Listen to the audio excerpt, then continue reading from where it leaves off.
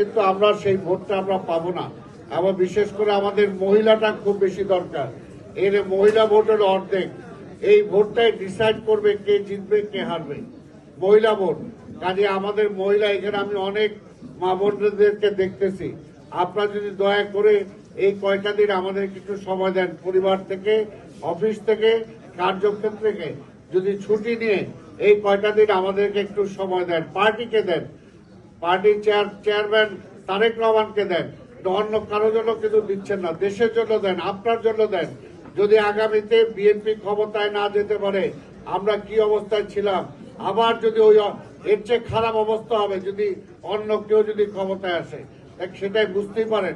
সেই কথাটা চিন্তা করে আপনার ভবিষ্যৎটাও যদি আপনি চিন্তা করেন, তাহলে কিন্তু এই নির্বাচনটায় আপনার এই দায়িত্বটুকু অন্তত এই কয়টা দিন সময় আপনি দিয়ে যদি দলকে আমরা জিতাতে পারি। আর এখানে শুধু জেতানো না, এখানে হলো যে আমরা কত সংখ্যক ভোট পেয়ে জিতলাম সেটা হলো প্রশ্ন।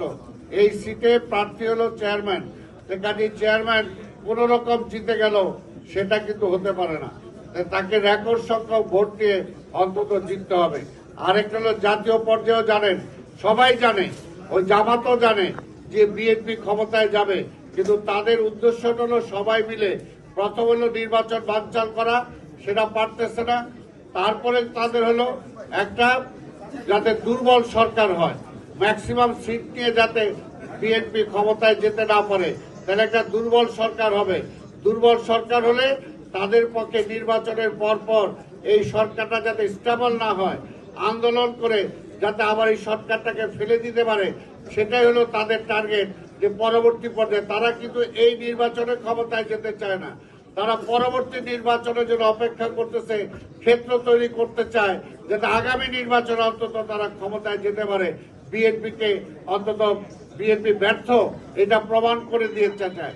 কাজে বিএনপি সরকার যাতে ব্যর্থ না হয়, এজন্য ম্যাক্সিমাম আসনে আমাদেরকে জয়লাভ করতে হবে। এই আসনে ম্যাক্সিমাম ভোট পেয়ে আমাদের জয়লাভ করতে হবে। আপনারা শিক্ষিত মানুষ, আপনারা এটা বুঝতেই পারেন। কাজে আপনারা এই কয়টা দিন কি সময় আমাদেরকে দিবেন আমাদের জন্য না, আপনার জন্যই দেওয়া। যেটা বললাম, দেখেন অনেকে আপনারা চাকরিচ্যুত হয়েছিলেন, অনেকে ট্রান্সফার হয়ে গেছিলেন, অনেকের ব্যবসা বাণিজ্য নষ্ট হয়ে গেছিল।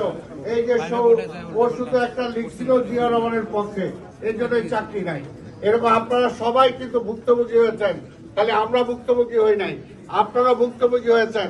কাজে এটা একটা রিভেঞ্জও যদি নিতে চান, রিভেঞ্জটা হলো এই নির্বাচনে আমরা নিরঙ্কুশ বিজয় চাই, নিরঙ্কুশ বিজয় চাই। এটা হলো আপনাদেরকে শপথ, এই শপথটা করতে হবে। এই শপথটা কি আপনারা করবেন? করবো আমরা ইনশাল্লাহ।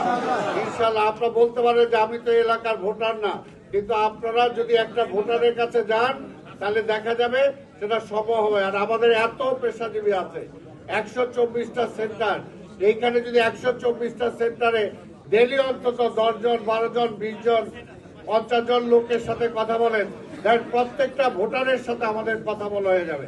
আর প্রত্যেকটা ভোটারের সাথে কথা বললে ওই যে বললাম কিছু কনফিউশন আছে, সেই কনফিউশন গুলো আপনারা দূর করতে পারবেন।